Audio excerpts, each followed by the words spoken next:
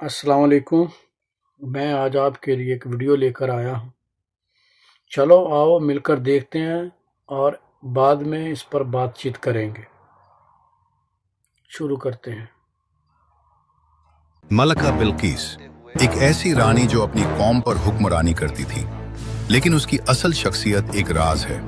कुछ कहते हैं वो सिर्फ एक अजीम रानी थी और कुछ मुफासिर लिखते हैं कि वो आधी इंसान और आधी जिन थी। सवाल यह है कि अगर ये हकीकत है तो इसकी कहानी कहाँ से शुरू होती है? कैसे एक ऐसी शख्सियत वजूद में आई जो न सिर्फ इंसानों के लिए मलका थी बल्कि जिन्नात की दुनिया का भी एक हिस्सा थी? इस सवाल का जवाब हमें ले जाता है कदीम यमन के शहर सबा की तरफ, वो जगह जहां दौलत, ताकत और इबादत का एक नया रंग नजर आता था, जहां लोग सूरज के सामने सजदा करते थे और जहां हिकमत और कुव्वत का मरकज मलका बिल्कीस थी। सबा के शहर में दौलत, तिजारत, जरखेजी और खुशहाली का ऐसा इम्तिजाज था जो दुनिया भर में मशहूर था। यहाँ के बागात, नहरें, ऊँटों के काफले, जवाहरात, खुशबुएं और शाहाना महलात अपनी मिसाल आप थे। लेकिन दौलत के साथ यहाँ गहरी गुमराही भी मौजूद थी। लोग सूरज की इबादत करते, तुलू आफताब पर जमीन पर झुक जाते और सूरज को अपना रब समझते थे। इसका जिक्र कुरान मजीद में सूरह नमल की आयत नंबर 24 में आया है, और वो सब अपने रब की बजाय सूरज के सामने सजदा करते थे। ये गुमराही बिल्कीस के बादशाहत के लिए एक चैलेंज थी और ये अहम इम्तिहान भी था कि वो अपनी कौम को अल्लाह की इबादत की तरफ किस तरह ले जाएगी। बिल्कीस के वालिद सबा के अजीम बादशाह थे और वालिदा एक गैर मामूली शख्सियत की हामिल थी जिसकी नस्ल जिन से मुंसलिक थी। इसी वजह से कुछ रिवायतों में कहा गया कि बिल्कीस आधी इंसान और आधी जिन थी। ये खासियत न सिर्फ इसकी जिस्मानी सलाहियतों में नजर आती बल्कि इसकी अक्ल, हिकमत और दरबार संभालने की सलाहियतों में भी नुमाया थी। वालिद की वफात के बाद बिल्कीस ने तख्त संभाला और अपनी कौम पर मजबूत और दानिशमंदाना हुक्मरानी की। ये वो वक्त था जब अल्लाह ने हजरत सुलेमान अलैहिस्सलाम को नबूवत और बेमिसाल बादशाहत दी थी। उनके लश्कर में इंसान, जिन्नात, परिंदे सब एक नज्म के तहत मौजूद थे। एक दिन हजरत सुलेमान अलैहिस्सलाम लश्कर की तरतीब देख रहे थे कि अचानक एक कमी महसूस हुई। हुदहुद मौजूद नहीं था। कुछ लम्हों बाद हुदहुद वापस आया। हुदहुद ने कहा, मैं वहां गया जहां कोई नहीं गया। मैंने एक औरत देखी जो अपनी कौम पर हुक्मरानी कर रही है। अल्लाह ने उसे सब कुछ दिया है, लेकिन वो और उसकी कौम सूरज के सामने सजदा करते हैं। ये खबर दरबार में सुनकर सब हैरान रह गए।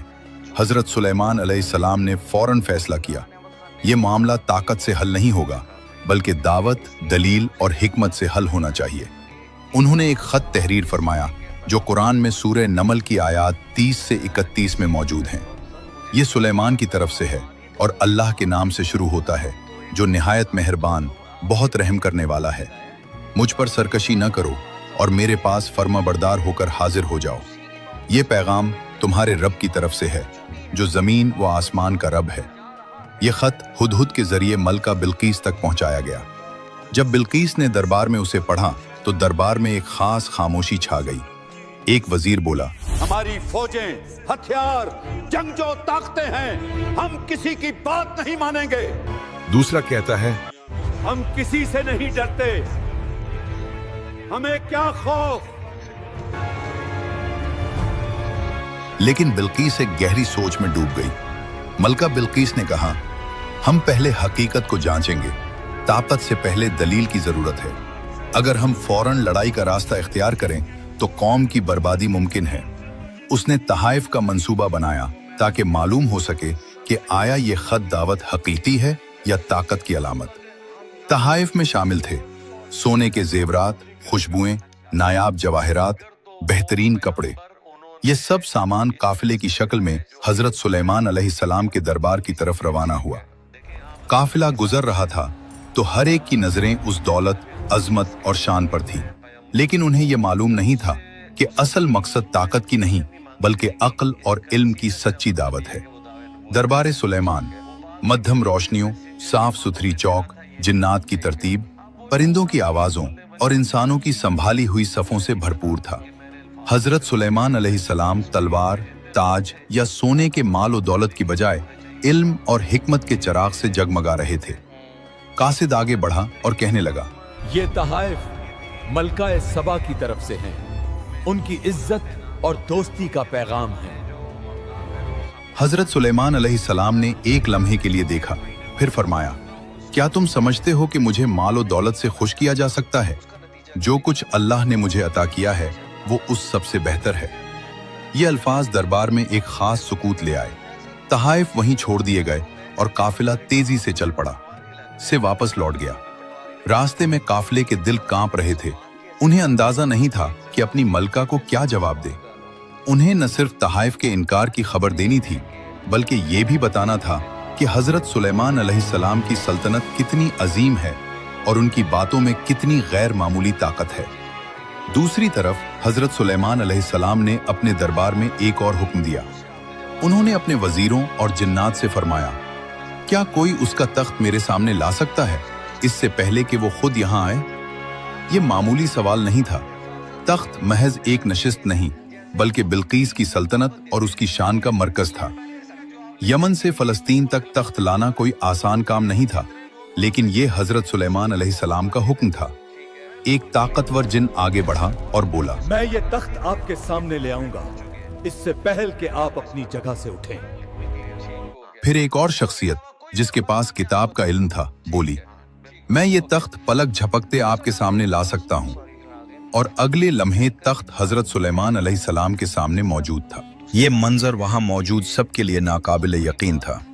हजरत सुलेमान अलैहिस्सलाम ने शुक्र अदा किया और फरमाया, ये सब मेरे रब का फजल है, ताकि वो मुझे आजमाए कि मैं शुक्रगुजार हूं या नाशुक्री करने वाला। मामला अब वाज़े हो चुका था। जब बिल्कीस यहाँ आएंगी, उन्हें एक ऐसा मंजर दिखाया जाएगा जो उनकी आंखों से पर्दा हटा देगा। ये साबित होगा कि ये मामला ताकत या दुनियावी गर्ज का नहीं, बल्कि अल्लाह की रुबूबियत की दावत है। काफिला वापस आया, तहाइफ वापस किए गए और पैगाम भेजा गया कि अगर इताअत न की गई तो एक ऐसा लश्कर आएगा जो सबा की सरजमीन को रोन डालेगा। बिल्कीस खामोशी से सब सुनती रही। इसके चेहरे पर गुस्सा नहीं, बल्कि हैरत और खौफ के आसार थे। उसने दिल में सोचा, अगर ये सुलेमान महज एक बादशाह होता तो दौलत कबूल कर लेता, लेकिन उसने माल ठुकरा दिया है। इसकी सल्तनत आम नहीं, इसके पास ऐसी ताकत है जो इंसानी बस से बाहर है। चुनाचे उसने फैसला किया, मैं खुद हजरत सुलेमान अलैहिस्सलाम से मुलाकात करूंगी। ये सफर सिर्फ एक रानी का नहीं, बल्कि एक कौम के मुस्तकबिल का फैसला था। दिन गुजरते गए और काफिला आगे बढ़ता रहा, यहाँ तक कि वो लम्हा आया जब बिल्कीस अपने जाहो जलाल के साथ हजरत सुलेमान अलैहिस्सलाम के दरबार में दाखिल हुई। दरबार में शान और शौकत के साथ सुकून और वकार का अजीब इम्तिजाज था। इंसान, परिंदे और जिन्नात एक ही तरतीब में खड़े थे। ये नज़्म व ज़ब्त बिल्कीस के लिए नाकाबिल यकीन था। हजरत सुलेमान अलैहिस्सलाम ने पहले ही उसके लिए इम्तिहान तैयार कर रखा था। उनके सामने तख्त रखा गया, वही तख्त जो पलक झपकते ही यमन से लाया गया था। उन्होंने मुस्कुराकर पूछा, क्या ये तुम्हारा तख्त है? बिल्कीस लम्हा भर के लिए ठहर गई। गौर से देखा, ये बिल्कुल उसके तख्त जैसा था, मगर कुछ तब्दीलियां की गई थी। ये एक नफीस इम्तिहान था। अगर वो कहती हाँ तो वो इम्तिहान में फंस सकती थी, अगर वो कहती नहीं तो हकीकत झुटलाई जाती। चंद लम्हे सोचने के बाद उसने हिकमत से जवाब दिया, ये बिल्कुल मेरे तख्त जैसा है। ये अल्फाज उसकी अक्ल और एहतियात की दलील थे। उसने हकीकत को न झुटलाया और न जल्दबाजी में फैसला किया। ये देखकर दरबार में मौजूद सबको अंदाजा हुआ कि बिल्कीस महज एक रानी नहीं, बल्कि एक गैर मामूली जहानत रखने वाली औरत है। इम्तिहान अभी खत्म नहीं हुआ था। हजरत सुलेमान अलैहिस्सलाम ने उसे एक और मकाम पर ले गए। शीशे का महल। जमीन शफाफ शीशे की थी, नीचे साफ पानी बहता और मछलियां तीर रही थीं। बिल्कीस ने फर्श को पानी समझा और अपना लिबास ऊपर उठा लिया ताकि न भीगे। हजरत सुलेमान अलैहिस्सलाम ने मुस्कुराकर फरमाया, ये पानी नहीं, ये शीशे का फर्श है।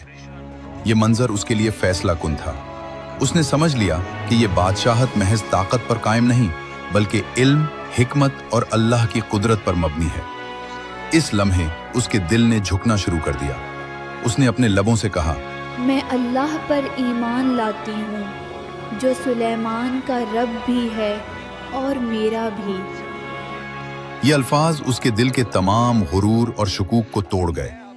ایک عظیم سلطنت کی رانی جس نے کبھی سورج کی عبادت کی، اب خالصتاً اللہ کی بندگی کی طرف پلٹ آئی۔ بلقیس نے اپنے دل و دماغ کو مکمل طور پر اللہ کی بندگی کے لیے کھول دیا، جیسے سورہ نمل آیات 31 سے 32 میں بیان ہوا ہے۔